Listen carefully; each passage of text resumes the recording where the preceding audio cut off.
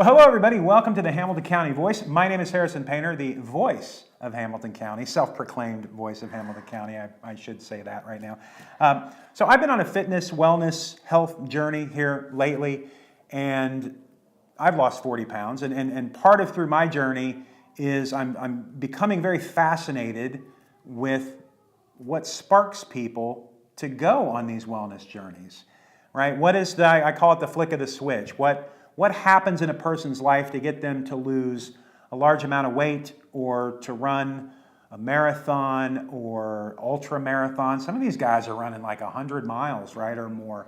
What possesses a person to climb Mount Everest, right? Who would do that, right? But something happens in a person for that to take place, I would think, right? So for this quest, I have brought in my first guest covering this topic, Katie Ohning. Welcome. Thank you.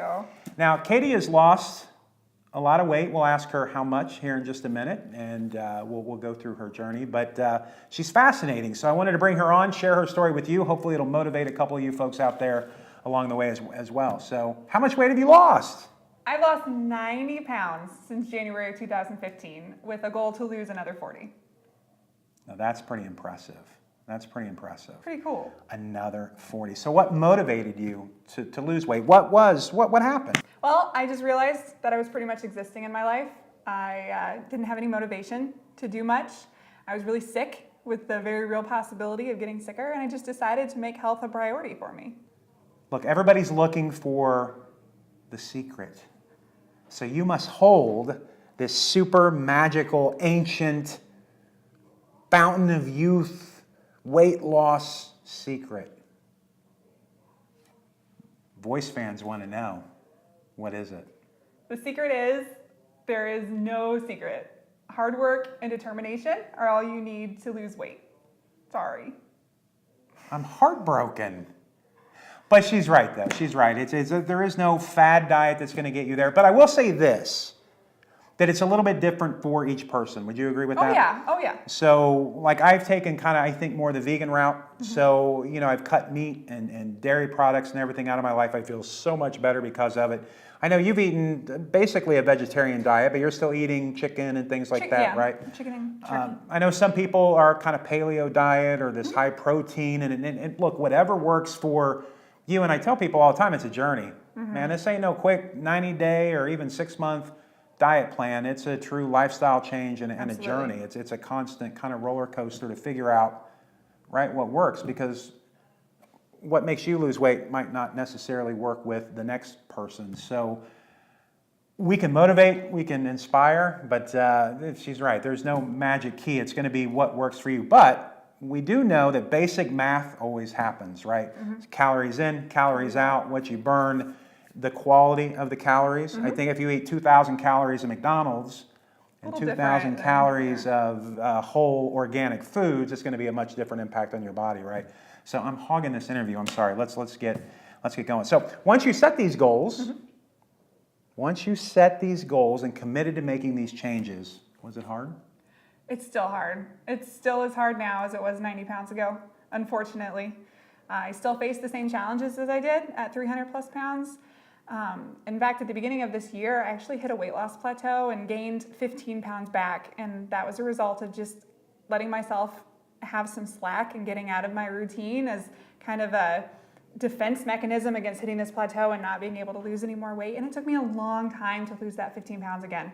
And I set myself back months with that 15 pounds. So would you say this is a time when a lot of people historically then would fail? Oh yeah. Right, you gain a little bit back, you realize the struggle, and a lot of people would give up at this point. Right. So you gained the 15, you saw it was hard to lose it again. Mm-hmm. Now what kept you motivated? And I don't want to lose that 15 pounds again. I want to keep going, and I want to be done. I want to be done with the tracking the calories, and I want to be at my ideal weight for my best life so that I can do all the things that I haven't been able to do before. Very interesting. And because you have some children, I yeah? do. So you got some little ones running around, and I would assume 90 pounds ago, chasing them around They was were a running bit... around, I was sitting on the couch. And now you're out there playing with them. So, I mean, it's just getting a better quality of life too. And I always say, look, a lot of times weight loss isn't just about, or health and wellness in general, because I know a lot of skinny people who are fat inside, right? Yes.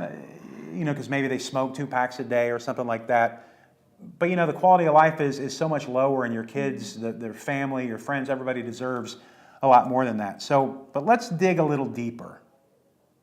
Because again, we're trying to find out what flicks the switch, right? So there's a lot of folks out there. I might be talking to one of you that maybe you're in a deep depression and you went to the doctor and were just prescribed some medication, right? This happens all the time in our society right now. Maybe you're in a relationship that is unhealthy, right? Maybe your partner puts you down, low self-esteem. Maybe they think they're motivating you, but they're not, right? But by putting you down, but typically that's not really motivating for most people. No. I would say typically 99% that's not going to work. And many of you might feel that the odds were just stacked against you because maybe your mom and dad were how do we say this politically correct? Larger people. Big right? boned. Big boned. Maybe your brothers and sisters and grandma and grandpa. Maybe it just kind of runs in your family and you feel that no matter what you do, genetics are going to play a part. I mean, I know I felt that way. I mean, I always wanted to be an athlete, but never really happened, right? I didn't have those magic athletic genes. I always had to work a lot harder than other people. So when you started this fitness journey, I know you were in a pretty dark place. Was there a moment, a time, a person, a certain date, something that really did flick the switch for you to just say, no more? In November of 2014, I did a health screening through work, and I was actually diagnosed as being pre-diabetic. And of course, being over 300 pounds, going into that health screening, I knew it was a complete possibility that I was going to get much worse news than that. But actually hearing the words come out of somebody's mouth was pretty eye-opening for me. Even after that, it took me a couple of months to find the courage to lose weight. You went in denial a little bit, probably. I went into a little bit of denial. I started making small changes that really weren't changes at all. Drinking diet soda instead of regular soda, Only eating half a bag of Cheetos. Right. Getting the double cheeseburger from McDonald's versus the quarter pounder. And then when I actually did start trying to lose weight, I was doing it in a really unhealthy way, drastically cutting calories, not doing my body any good. It took a while to find my courage to actually try it and push back the voices that said I wasn't worth it and I couldn't do it. Shortly after that, I met my boyfriend, Michael, who is also on a weight loss journey, and we work together now. And it's one of the things that actually brought us together is our hard work and determination to live our best life. And we exercise together, and we track our calories together, and we keep each other accountable, and we're each other's biggest fans. And having that person in my life has really been invaluable to me and my journey, because I know that I'm not alone, and he helped me see the light within myself again.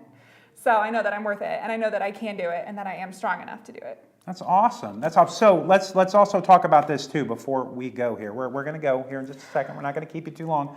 The tools.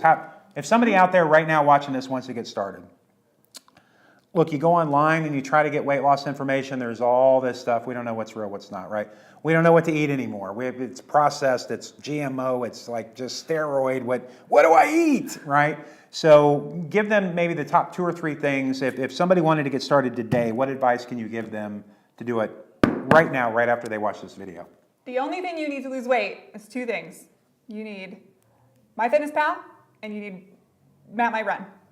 Tracking your calories and just getting up and moving 20 to 30 minutes a day will make all kinds of progress in your weight loss journey. It'll make all the difference.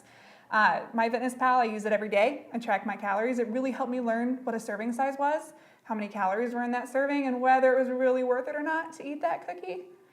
Normally it wasn't.